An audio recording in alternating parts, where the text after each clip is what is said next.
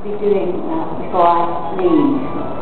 I was just saying my mother is 92 years old, and when she came before, she loved it here, and she asked me especially, would I please try to find this man Paolo, who I've just met, because he produced the show that we did then, and she'll be absolutely delighted to know that I've said hello to him.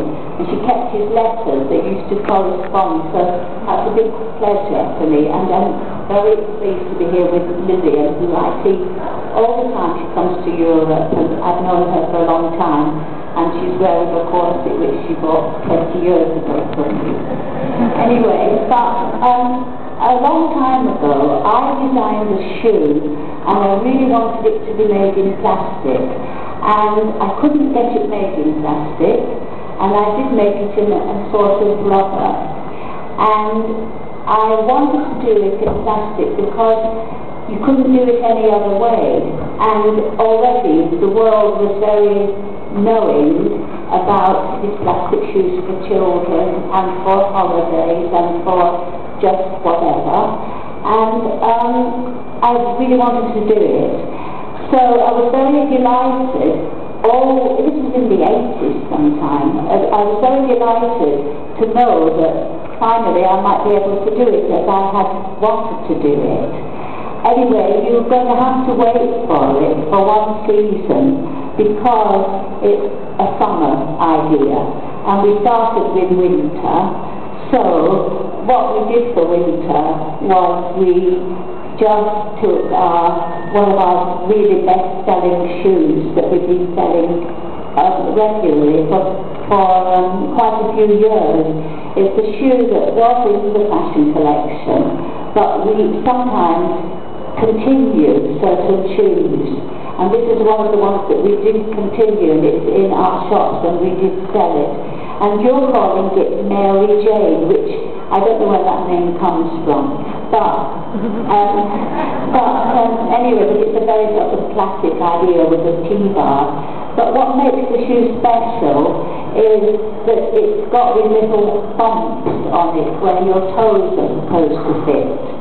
And what the point is that there aren't 5 bumps, there are only 4.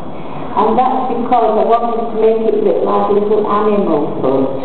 And I'm inspired constantly by pagan classical Greece, as are all designers. This is where our European culture started. I'm not saying it's the greatest culture in the world. Probably the greatest culture was the Chinese culture. I love Chinese paintings, anyway, and so it's the idea of the satyr, the woman that's half fawn, half goat actually, and half animal, but in this case it's a little fawn because its feet are not gold round, they're like little 4 little toes. Anyway, I don't know, a bit like an animal, or more like a cat perhaps, I don't know, but it's got this feeling of an animal in there. So the only thing I wanted to say is that what interests me about working with Melissa is that when you make a leather shoe, you use the technique of making a leather shoe. And when you make a plastic shoe, it's a different possibility. And I really, really like to use the possibility of the injection moulding to make a shoe that you wouldn't make in leather.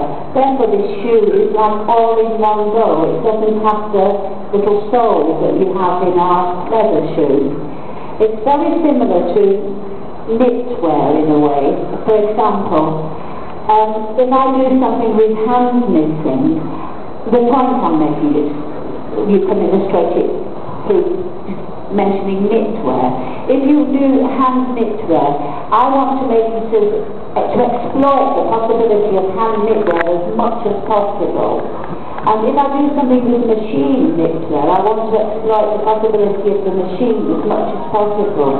And years ago in Italy, I was with Paolo, and he had the contract ready for me to do something with an Italian knitwear producer, the best Italian knitwear producer, and this was all very nice, but I said, no, I have to have fine knitwear.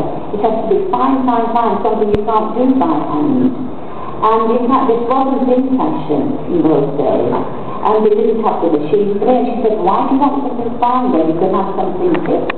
And anyway, so I just want to say that even things that we get very used to, they become part of the fashion story. What would we do now without layers of fine knitting that, you know, very, very comfortable? You can take them off. You can take off the cardigan and just have a little sweater. This kind of thing. It was, of course, very English revival of the idea of the twin set with the pearls. Anyway, after that digression, I just thought somehow I might as well say that. But anyway, thank you.